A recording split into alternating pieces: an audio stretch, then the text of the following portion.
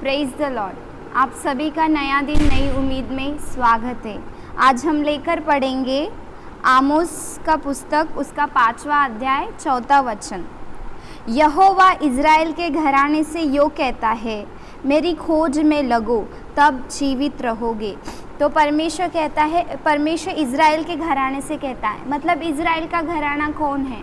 हम सभी आत्मिक इज़राइल के घराने हैं। तो परमेश्वर हमसे कहता है, मेरी खोज में लगे रहो तब जीवित रहोगे। परमेश्वर की खोज में लगे रहना मतलब हमारा प्रभु यीशु मसीह की हमें खोज करना है, उसकी धार्मिकता की खोज करना है, उसकी इच्छा की खोज करना है।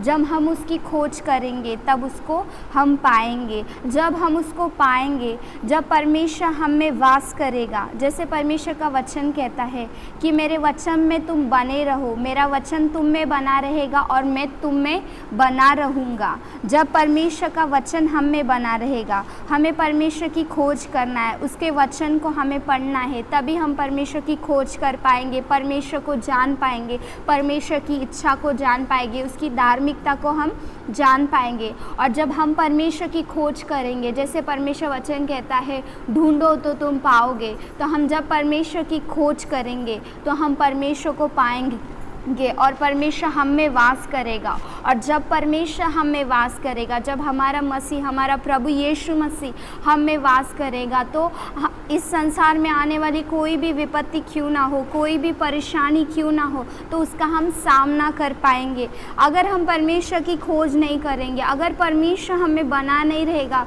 तो कोई भी समस्या आएगा तो हम उसका सामना कैसे कर पाएंगे?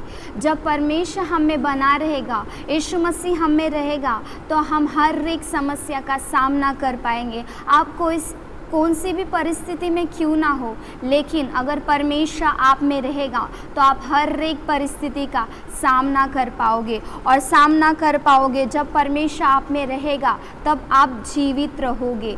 और केवल इस जीवन में नहीं आप जीवित रहोगे, लेकिन अनंत काल के जीवन में। अनंत काल का जीवन कौन देता है? हमारा प्रभु यीशु मसीह। आकाश और पृथ्वी में हमें एक ही नाम दिया गया उद्धार के लिए, अनंत काल के जीवन के लिए, क्योंकि स्वर्ग का द्वार हमारा प्रभु यीशु मसीह है।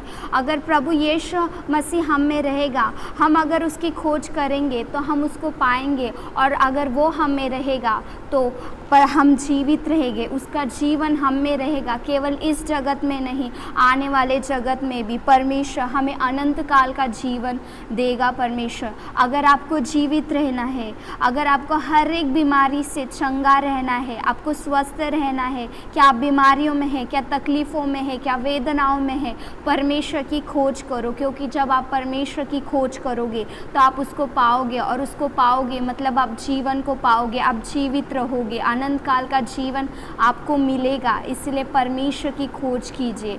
परमेश्वर की खोज करेंगे तो आपका कोई भी बीमारी क्यों ना हो, आप जीवित रहेंगे। इस लोक में नहीं, आने वाले लोक में भी आप जीवित रहेंगे, अनंत काल का जीवन पाएंगे।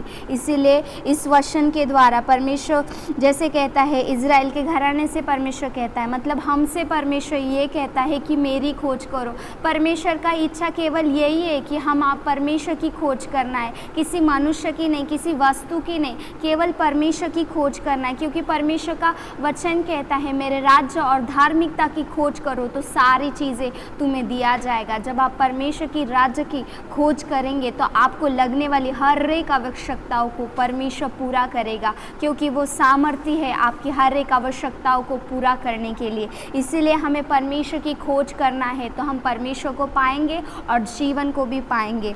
इस वचन से परमेश्वर आप सभी को आशीष करे। आइए हम प्रार्थना करेंगे।